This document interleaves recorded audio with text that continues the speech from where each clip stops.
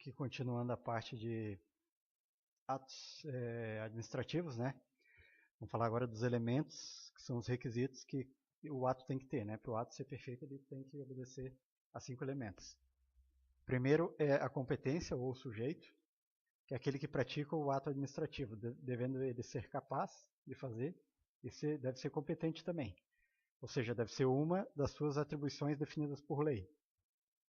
Então, entre as competências definidas por lei daquele agente, né, ele pode fazer aqueles atos administrativos dentro da competência dele.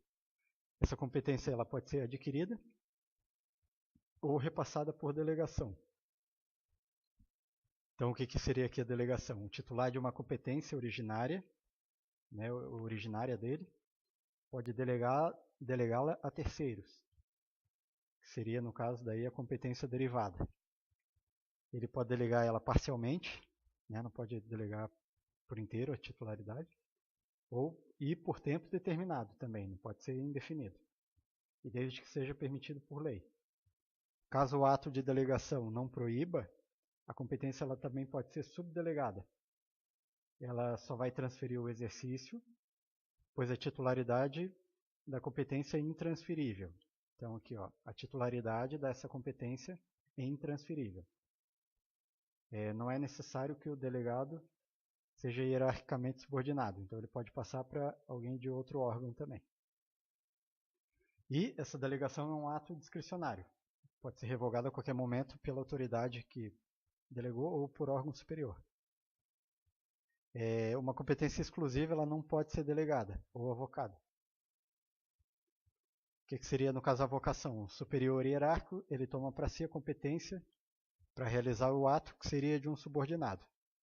Porque ela deve ser temporária e justificada. Inderrogabilidade ou irrevogabilidade da competência, ou seja, a competência é irrenunciável. A administração pública não pode abrir mão da competência que lhe foi conferida por lei. Ela é um poder-dever. Então, foi conferida por lei, é obrigado a manter aquela competência. Não pode renunciar dela. Ela também é imprescritível, mesmo que tu não exerça a competência por um longo período de tempo, ela não vai deixar de existir. Ainda vai ser tua competência. E é improrrogável, o sujeito não passa a ter competência por ter realizado um ato relativo àquela competência, né? Então, se qualquer um vai lá e dá uma multa de trânsito, ele não passa a ser um guarda. Não passa a ter competência para multar. O segundo elemento é o objeto ou conteúdo, que é aquilo que o ato declara, o efeito jurídico que o ato produz. Por exemplo, o objeto de um alvará para a construção é a autorização do Estado para que alguém construa em determinado local. Requisitos para validade do objeto. Tem que ser um objeto lícito, né? Não pode ser ilegal. Tem que ser possível, ser realizável no mundo dos fatos e do direito. Tem que ser um objeto certo ou determinado. Ele deve ser claro, definido quanto aos destinatários, efeitos, tempo e lugar. Deve ser um objeto moral, né? Deve respeitar o princípio da moralidade e da ética. O vício de objeto ele torna o ato nulo, sendo o seu vício insanável. Né? Se tiver um problema de objeto, por exemplo,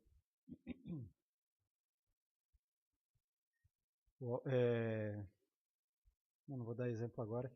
O vício de objeto, então, ele torna o ato nulo, sendo o seu vício insanável. Né? Se tiver um problema de objeto, não dá para corrigir o ato. Pode ocorrer por ser um conteúdo não previsto em lei, né? Então por que tem um vício de objeto, né? Ou é um conteúdo que não está previsto em lei, ou é um conteúdo diferente do definido em lei, né? Então nesses casos vai ter um vício de objeto, vai deixar o ato nulo e o vício vai tornar aquele ato insanável. O terceiro elemento é a finalidade, é o resultado que a administração pública quer alcançar com a prática do ato. E ele apresenta dois conceitos. A finalidade, né? A finalidade pode ser analisada pelo conceito estrito, que é o resultado específico de cada ato conforme definido em lei. Por exemplo, a finalidade da remoção do servidor é atender à necessidade de serviço.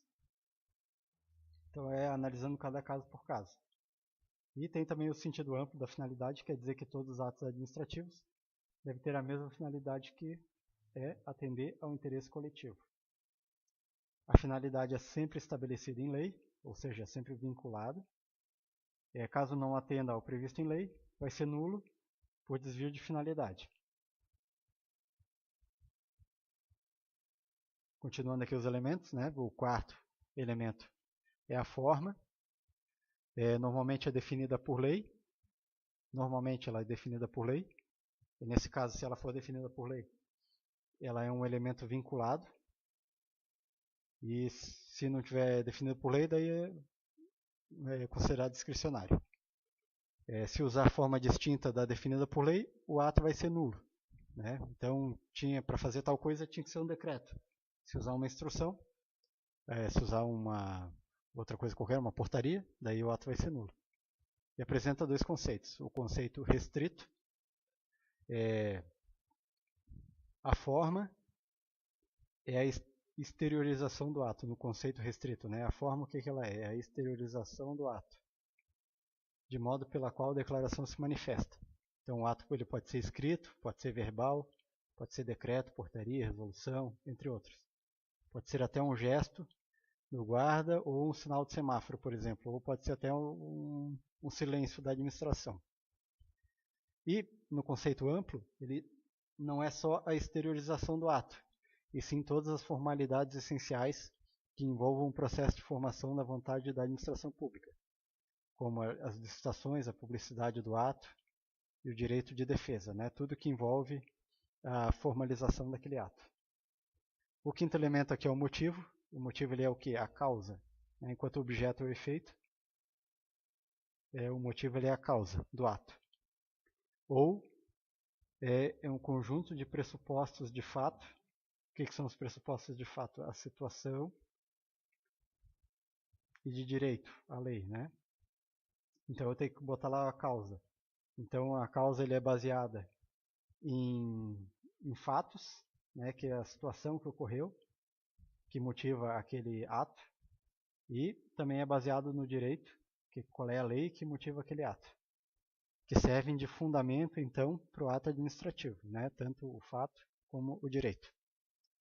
Atualmente entende-se que todos os atos eles devem ser motivados, salvo raras exceções, por exemplo, exonerar um cargo de confiança.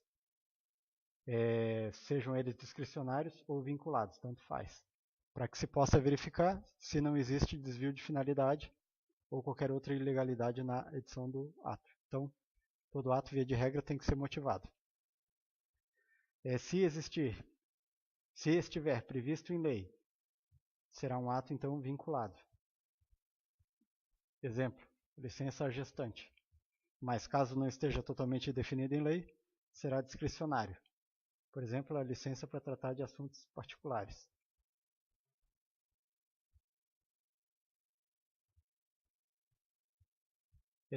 O motivo ausente ou falso invalida o ato. Então, se eu tiver um motivo ausente ou um motivo falso, vai invalidar o ato, tornando nulo. O motivo deve ser apresentado antes ou durante o ato administrativo, nunca depois. E a motivação ela é diferente do motivo, né? Enquanto o motivo ela é uma qualidade, é um elemento, né? Um elemento que precisa constar no ato administrativo, senão ele é inválido, é nulo. A motivação ela é um dos princípios administrativos, ou seja, ela é a exposição dos motivos, né? Ela envolve os motivos, mas ela é a exposição dos motivos. A exposição escrita da justificação do ato. Então é a historinha que o agente vai contar lá de por que ele está exercendo aquele ato administrativo. É um princípio administrativo e não um elemento do ato administrativo. E a motivação ela faz parte da formalização, ou seja, da forma do ato, né, do elemento forma, e não do elemento motivo. Assim sendo, a falta de motivação do ato anula-o por vício de forma, e não por vício de motivo. Exemplo de elementos, então, de um ato administrativo, né? Digamos que o ato aqui fosse a portaria de nomeação de um servidor público, aprovado em concurso, assinado pelo presidente do TJ. Então, o sujeito do ato administrativo é o presidente do TJ. O objeto, né, a finalidade, o efeito dele é nomear um servidor público. A forma com que ele faz isso é a portaria. O motivo é a necessidade de preencher cargo vago no Tribunal de Justiça, citando também os dispositivos normativos que autorizam a nomeação. Né? Dentro do motivo, então, tem que ter lá os fatos mais o direito. E a finalidade é atender a necessidade de serviço. Se algum elemento do ato administrativo for inválido, todo o ato vai ser inválido. Né? Então, se algum elemento do ato for inválido, todo o ato vai ser inválido. Se tal elemento não puder ser convalidado, ou seja, corrigido, então ele deverá ser anulado ou pela própria administração ou pelo Poder Judiciário. Né? Quem pode anular, então? A administração ou o Poder Judiciário. Né? Ele vai ser anulado se não puder ser convalidado. Já em relação ao mérito do ato administrativo, é a valoração do motivo, dos motivos, e a escolha do objeto. Então, o mérito ele diz respeito ao motivo e ao objeto do ato, feito pela administração pública, quando autorizada a decidir pela conveniência e pela oportunidade de justiça do ato a realizar.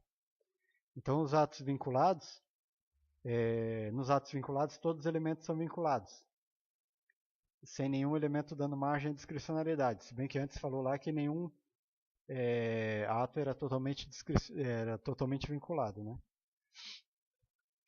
Já os atos discricionários, nos atos discricionários, a competência, a forma e a finalidade, né? A competência, a forma e a finalidade são elementos vinculados. Ou seja, não tenho margem de ação aqui em cima desses elementos. Só que o elemento motivo e objeto, eles são discricionários. Por quê? Porque eles dependem do mérito da administração. Então o judiciário ele não pode apreciar o mérito. Então se ele não pode apreciar o mérito, ele não pode apreciar o motivo do ato nem o objeto do ato. Cabendo só à administração pública apreciar o motivo ou o objeto, né? Que se refere então ao mérito do ato administrativo.